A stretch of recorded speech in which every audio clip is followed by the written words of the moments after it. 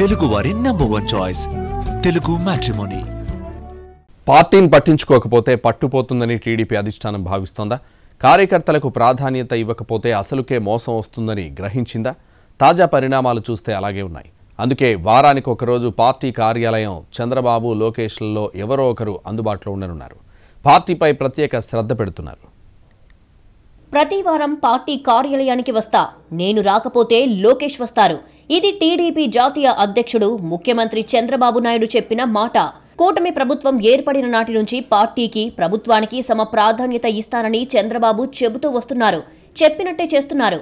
వారానికో రోజు లోకేష్ అమరావతిలోని పార్టీ ఆఫీస్లో ఖచ్చితంగా అందుబాటులో ఉంటున్నారు. ప్రజా దర్బార్ కూడా నిర్వహిస్తున్నారు. ఇకపై తాను కూడా వస్తానంటున్నారు చంద్రబాబు. పార్టీని పట్టించుకోకపోతే కలిగే దుష్పరిణామాలు ఎలా ఉంటాయో చంద్రబాబుకు బాగా తెలుసు.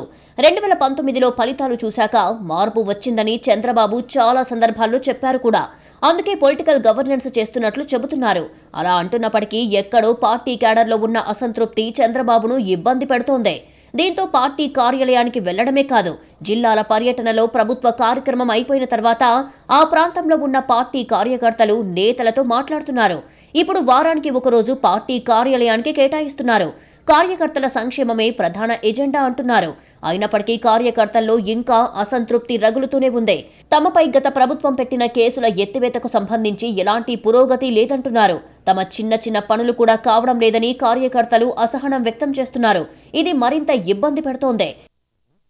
ఎంత చేస్తున్నా కార్యకర్తలు, పార్టీ క్యాడర్, ద్వితీయ శ్రేణి నాయకత్వంలో ఉన్న అసంతృప్తి లోకేష్ కూడా గ్రహించారు. అందుకే లోపాలను సరిచేయాలని ఫిక్స్ అయ్యారు. పార్టీ ఆఫీస్కు రావడం ఒక్కటే ప్రధానం కాదని, కార్యకర్తల సంతృప్తి ముఖ్యమనే లైన్లోకి వచ్చేశారు. పార్టీ పదవుల దగ్గర నుంచి నామినేటెడ్ పదవుల వరకు ప్రత్యేక దృష్టి పెడుతున్నారు.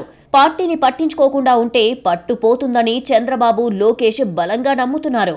అందుకే పార్టీ కార్యాలయాల నిర్మాణం, క్యాడర్ పటిష్టతపై ప్రత్యేక దృష్టి పెడుతున్నారు.